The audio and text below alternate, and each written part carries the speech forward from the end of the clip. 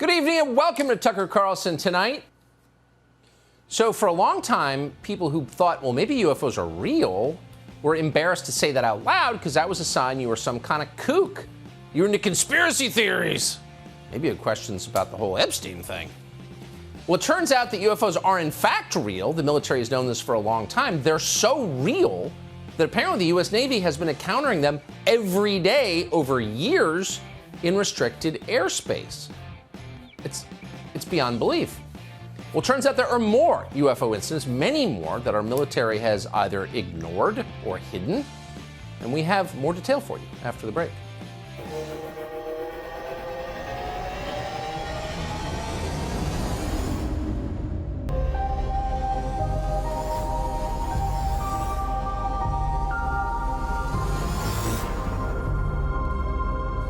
So for a couple of years now, we've done regular segments on UFOs because there is a lot of evidence that maybe there's something to this thing.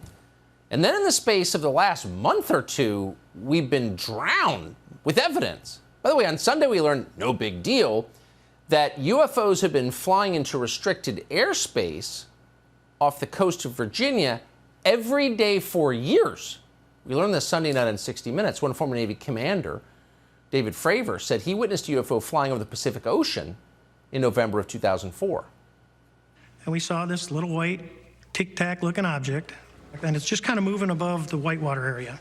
As Dietrich circled above, Fravor went in for a closer look. So you're sort of spiraling down? Yep.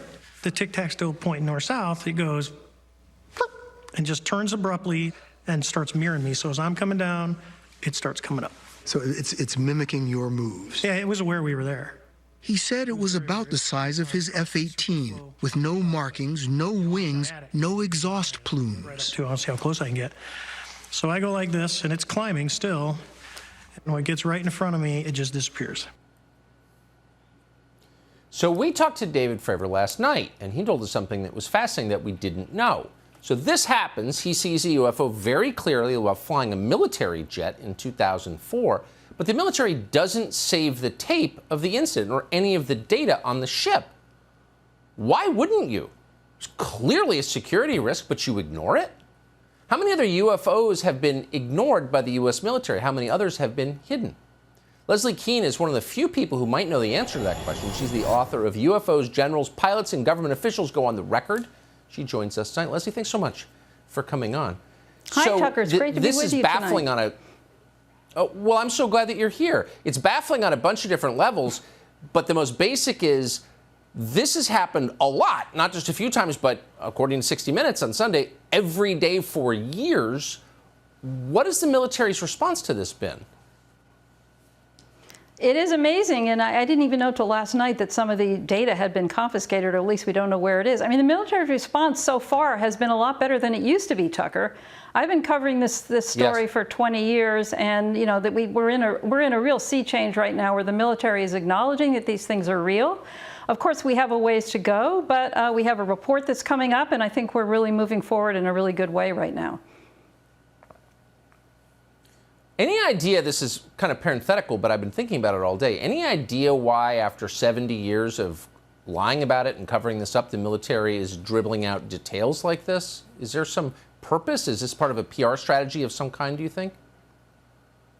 I don't look at it that way. I don't think it's any kind of orchestrated, strategic move. I just think a number of circumstances happened to precipitate this, and the most important one being that Luis Elizondo resigned from his job at the Department of Defense and revealed the fact that he had been heading up a program there for 10 years.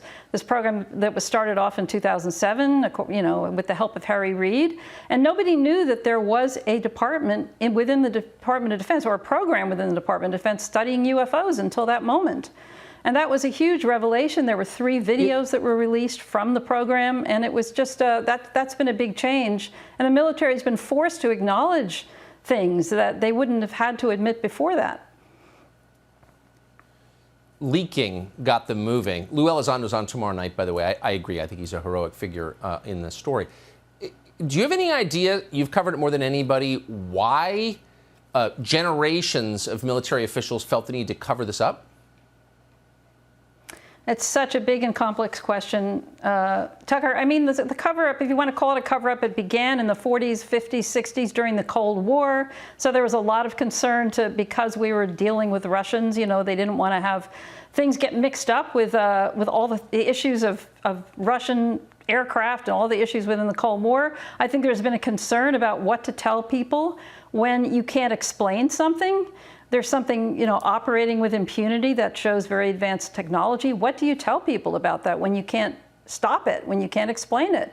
And I think there's also just there's a stigma, Tucker, that you're well aware of. You've been one of the people battling this stigma where, you know, it's just been considered for decades and decades to be something ridiculous. And people don't want to talk about something that's going to make them look ridiculous, and it might even damage their careers. So there's so many factors that have kept this under wraps.